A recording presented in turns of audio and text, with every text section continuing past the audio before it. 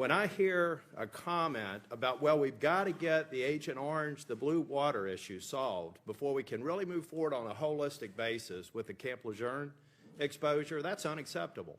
There's not a single veteran that's ever served in the armed services will say, we won't fight one battle until we can win them all.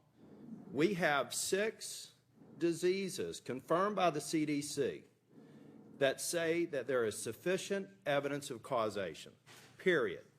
We should look at the other ones and figure out whether we should do more. We should figure out a methodology when everything's equal, the tie goes to the veteran. We need to get the Lejeune issue solved quickly. I was told 2 months ago, that any claims for the diseases related, the 3 at least, would be delayed and not denied until we came up with a policy. The reason that we needed to do that is if you get a claim denied, then the veteran has to go through the process again. Whereas if we just delay the decision until after we have the policy, they can move through the process in the order that they should. Conflating the agent, and look, I've got my wife's uncle's name is inscribed on the Vietnam Veterans Memorial. He died from Agent Orange, excuse me, exposure. I have great sympathy for what Senator Blumenthal and everybody else is doing. I want this Lejeune problem solved. And I think Secretary Mavis should be ashamed of the statement he made this week because he's taken the eye off the ball of solving this problem. So I'd like to get an assurance first and foremost, and I'm not citing you two personally. I thank you for your service, and I appreciate the work that you're doing. But this is a process that's broken. We have got to solve the problem, not only with the 3, because I continue to hear the 3, but the CDC says the 6. So let me start there.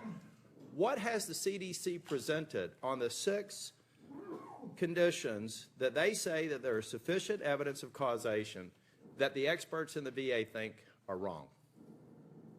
I'll defer to Dr. Erickson about that. Yeah, Senator Tillis, thank you for the question. I was fortunate to be a member of the VA team that has met with ATSDR professionals. We met the 19th of August, 22nd of September.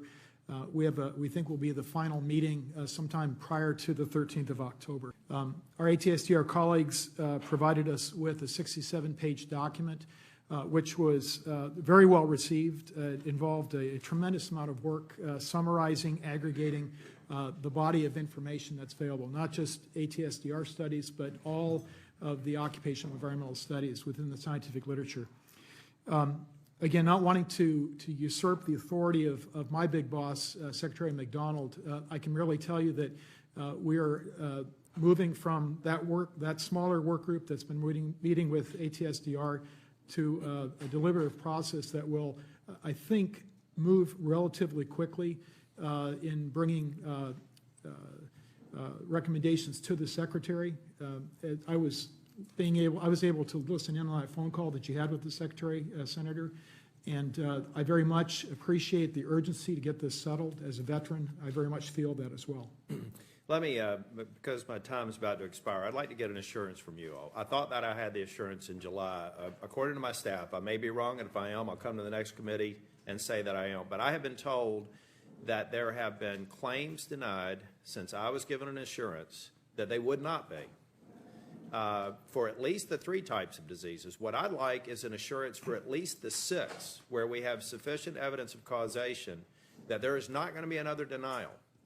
And if there is, you know, I know that I've ratcheted up my temperature in this meeting. It won't compare to the next one if that happens, because we owe it to these veterans. And I'll just finish my statement, Chairman. I'll try and go quickly because I meet with you all on a regular basis. There are a lot of things you're doing good work. This is not one that I'm pleased with the progress. I want to make sure, but there's another piece here that we need to talk about. The disability benefits are mandatory spending. We'll spend whatever we have to when we find out we have an obligation. I've heard on a couple of occasions about the operational impact, and I get that. If we have to serve more veterans, we have to serve more veterans. Somebody's saying, well, we need to be careful because we don't want it up in the backlog because that'll create bad optics. I don't care.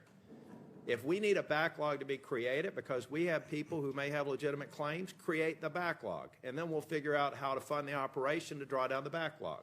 But let's not have policy be driven by optics that politicians just need to deal with.